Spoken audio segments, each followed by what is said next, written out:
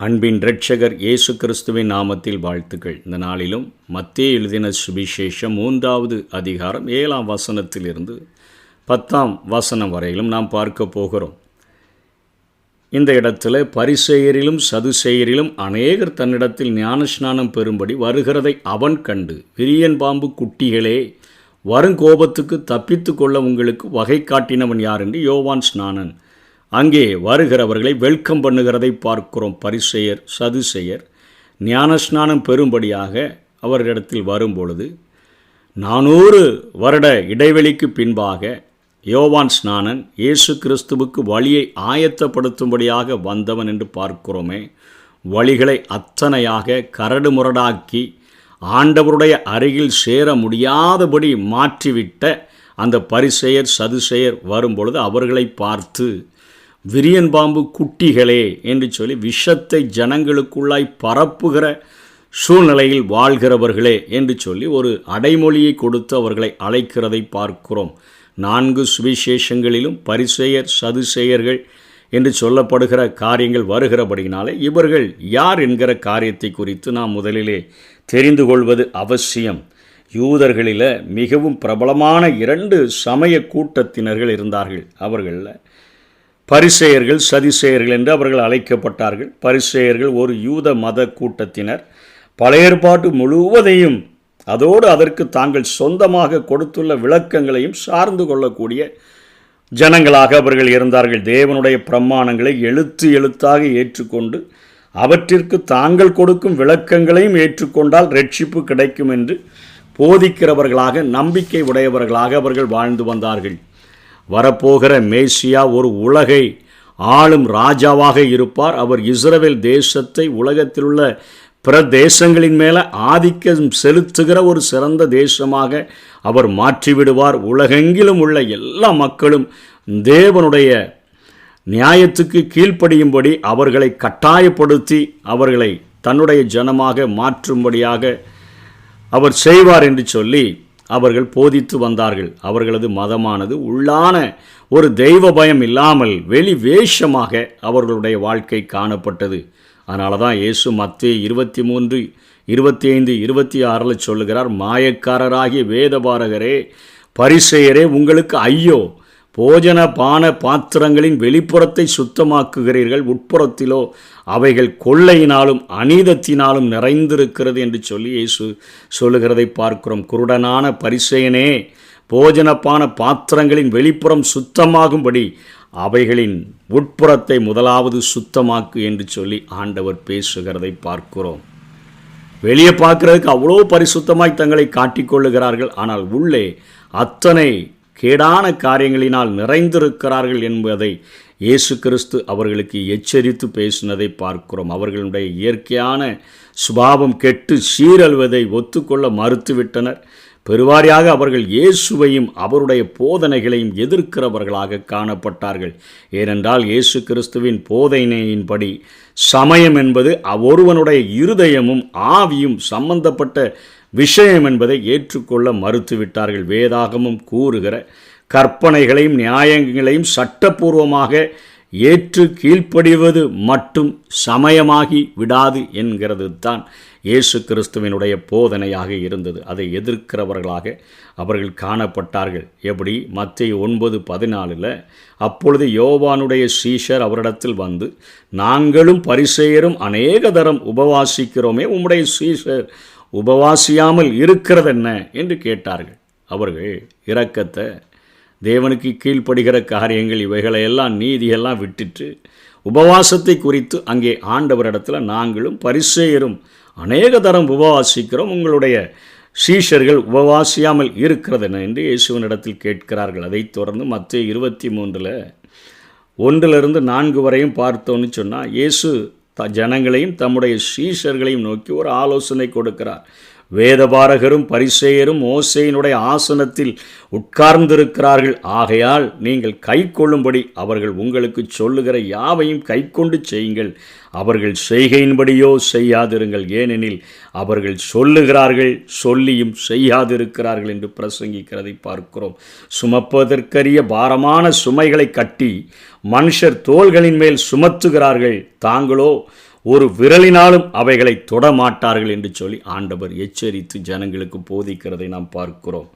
இயேசு கிறிஸ்து லூக்கா எழுதின சுவிசேஷம் 18ஆம் அதிகாரம் 9ஆம் வசனத்திலிருந்து 14வது வசனம் வரையிலும் ஒரு காரியத்தை விளங்க பண்ணும்படியாக பேசுகிறார். அன்றியும் தங்களை நீதிமான்கள் என்று நம்பி மற்றவர்களை அற்பமாய் எண்ணின சிலரை குறித்து அவர் ஒரு ஓமையை சொன்னார். 2 மனுஷர் ஜெபம் பண்ணும்படி ஆலயத்துக்கு போனார்கள். ஒருவன் பரிசேயன், மற்றொருவன் ஆயக்காரன். தேவனோ அந்த பரிசேயன் ஆண்டவரை பார்த்து ஜெபிக்கிறான். தேவனே, நான் பரிகாரர், அநியாயக்காரர், உபச்சாரக்காரர் ஆகிய மற்ற மனுஷரைப் போலவும் இந்த ஆயக்காரனைப் போலவும் இராததினால் உம்மை ஸ்தோத்தரிக்கிறேன். ஸ்தோத்திரமே ஆண்டவருக்கு நன்றி செலுத்துகிறதை மற்றவர்களை கம்பேர் பண்ணி என்னுடைய பரிசுத்தம் ரொம்ப அதிகமாக இருக்குது.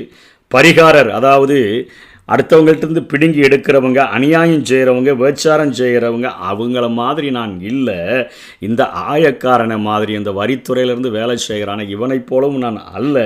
இதனால் நான் உம்மை ஸ்தோத்தரிக்கிறேன். பரிசுத்தவானாய் நான் இருக்கிறபடியினால் நான் உம்மை ஸ்தோத்தரிக்கிறேன் என்று சொல்லுகிறான். வாரத்தில் 2 தரம் உபவாசம் பண்ணுறேன்னு சொல்கிறான். என் சம்பாத்தியத்தில் உள்ள எல்லாவற்றிலும் நான் தசமபாகம் செலுத்தி வருகிறேன் என்று தனக்குள்ளே அவன் சொல்லி கொண்டான் என்று சொல்லி ஜெபித்தான் என்று பார்க்கிறோம். ஏசு சொல்லி கொடுக்கிறார். ஆனால் அந்த ஆயக்காரனோ அவன் பக்கத்தில் கூட வரலை. அவன் தன்னுடைய அப்படியே மார்பிளை அடித்து கொண்டு அழுது சொல்லுகிறான். பாவியாகி என் மேலே கிருபையாயிரும் என்று சொன்னான். அவனல்ல, இந்த ஆயக்காரனே நீதிமானாக மாற்றப்பட்டு சென்றான் என்று இயேசு சொல்லுகிறதை பார்க்கிறோம். ஆண்டவர் இத்தனையாக இந்த பரிசேயர்களை மாயக்காரர்கள் என்று சொல்லி அழைத்த காரியங்களைத்தான் 4 சுவிசேஷங்களிலும் காண்கிறோம். இன்னொரு கூட்டத்தார் சதுசேயர். இவர்கள் மிதவாதமான இறையியல் பார்வை உள்ளவர்களாக இருந்தார்கள். அவருடைய காலத்திலே இயற்கைக்கு அப்பாற்பட்ட தெய்வ செயல்கள் எது நடந்தாலும் அதை எதிர்க்கிறவர்களாக அவர்கள் காணப்பட்டார்கள். தேவனுடைய கற்பனைகளை பின்பற்றி அவைகளுக்கு கீழ்ப்படுகிறவர்கள் போல அவர்கள் தோற்றமளித்தாலும் உண்மையில் பல கற்பனைகளை அவர்கள் மறுத்தவர்களாக காணப்பட்டார்கள். அவர்களுக்கு உயிர்த்தெழுதலில் நம்பிக்கை கிடையாது. தேவதூதர்கள் அதில் நம்பிக்கை கிடையாது. தேவனுடைய வல்லமையினால் நடக்கிற அதிசயங்கள், அற்புதங்கள் இவைகளில் நம்பிக்கை கிடையாது. நித்திய ஜீவன், வரப்போகிற நியாய தீர்ப்பு இவைகளிலும் அவர்களுக்கு விசுவாசம் கிடையாது. அவர்களுடைய வாழ்க்கை முற்றிலும் உலகத்தினுடைய சிற்றின்பங்களை சார்ந்து இருந்ததாக நாம் பார்க்கிறோம். அவருடைய ஒழுக்க நெறிகள் குறைபாடு உள்ளதாக காணப்பட்டது. அவர்களும் இயேசு கிறிஸ்துவை பாடுகளுக்கும் துன்பங்களுக்கும் உட்படுத்தக்கூடியவர்களாகத்தான், இயேசு கிறிஸ்துவினுடைய போதனைக்கு எதிர்ப்பாளர்களாகத்தான் அவர்களும் காணப்பட்டார்கள். அதனைத் தொடர்ந்து 8ஆம் வசனத்தில் மனம் திரும்புதலுக்கு ஏற்ற கனிகளை கொடுங்கள் என்று சொல்லி யோவான் ஸ்நானன் பிரசங்கிக்கிறார். மனம் திரும்புதல்னா என்னன்னு சொல்லி முதல் செய்தியில் சொல்லி கொடுத்த அந்த யோவான் ஸ்நானன் உண்மையான மனம் திரும்புதலுடன் நீதியின் கனிகள் சேர்ந்தே காணப்பட வேண்டும் என்று சொல்லி இங்கே ஜனங்களுக்கு போதிக்கிறதை நாம் பார்க்கிறோம். மத்தேயு 23:23 இயேசு சொல்லுகிறார், மாயக்காரராகிய வேதபாரகரே, பரிசேயரே, உங்களுக்கு ஐயோ, நீங்கள் ஒத்தலாமில், அதாவது ஒத்தலாம் மசாலா ஜாமனத்திலையும் சீரகம் அதுலேயும் வெந்தயத்திலையும் நீங்கள் தசமபாகம் செலுத்தி நியாயப்பிரமாணத்தில் கற்பித்திருக்கிற விசேஷித்த வகைகளாகிய நீதியையும் இரக்கத்தையும் விசுவாசத்தையும் விட்டு விட்டீர்கள். ஆவியின் கனிகளே இல்லை. கடமைக்கு கற்பனைகளை செய்து கட்டளைகளை நிறைவேற்றி வாழ்கிறவர்களாக காணப்பட்டார்கள். இவைகளையும் செய்ய வேண்டும், அவைகளையும் விடாதிருக்க வேண்டும் என்று சொல்லி இயேசு அவர்களுக்கு பேசுகிறதை பார்க்கிறோம். லூக்கா 3ஆம் அதிகாரம் 10-14 வரை.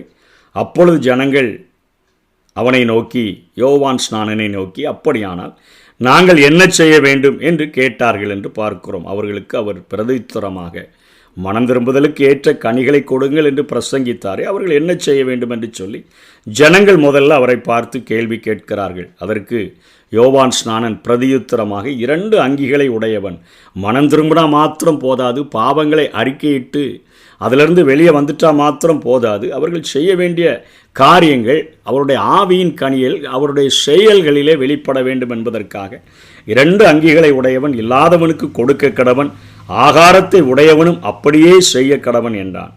அதே மாதிரி ஆயக்காரர், இந்த வரித்துறையில் இருக்கிறவங்க, நாங்கள் என்ன செய்யணும் அப்படின்னு கேட்டு வருகிறார்கள். கட்டளையிட்டுகிறதற்கு அதிகமாக ஒன்றும் வாங்காதிருங்க, லஞ்சம் வாங்காதுங்க என்று சொல்லி இங்கே யோவான் ஸ்நானன் சொல்லி கொடுக்கிறதை பார்க்கிறோம்.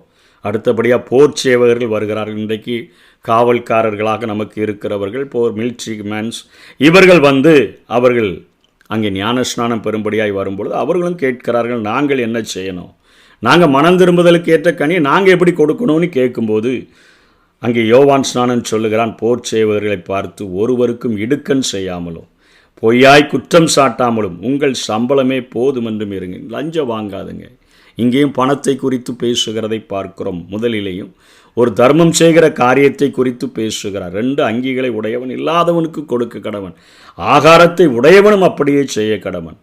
அதே போல் ஆயக்காரருக்கு நீங்கள் உங்களுக்கு கட்டளையிட்டு இருக்கிறதற்கு அதிகமாக எவ்வளோ டேக்ஸ் கலெக்ட் பண்ண சொல்லியிருக்காங்களோ அதை மட்டும் வாங்குங்க, அதுக்கு அதிகமாக லஞ்சத்தை வாங்கி உங்களுக்கு பாவத்தை சேர்த்து கொள்ளாதிருங்கள். போர் சேவகர்களுக்கும் அவங்க இன்றைக்கி உன்னையும் கண்டுபிடிக்க முடியலன்னா யாராவது மாட்டிக்கொண்டார்கள் என்று சொன்னால் எல்லா கேஸையும் அவர்கள் மேலே எழுதி விடுகிறது போல நீங்கள் செய்து விடாதீர்கள், பொய்யாய் குற்றம் சாட்டாமலும் உங்கள் சம்பளமே போதுமென்றும் இருங்கள். இதுதான் ஆவிக்குரிய கனிகள்.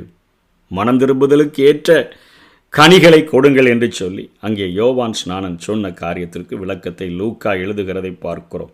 அப்போஸ்தலர் 26:20 பவுல் என்ன சொல்கிறாரு, முன்பு தமஸ்குவிலும் எருசலேமிலும் யூதேயா தேசம் எங்கும் உள்ளவர்களிடத்திலும் பின்பு புறஜாதிய இடத்திலும் நான் போய் அவர்கள் தேவனிடத்திற்கு மனம் திரும்பி குணப்படவும் மனம் திரும்புதலுக்கேற்ற கிரியைகளை செய்யவும் வேண்டும் என்று அறிவித்தேன். இதுதான் பிரசங்கம்.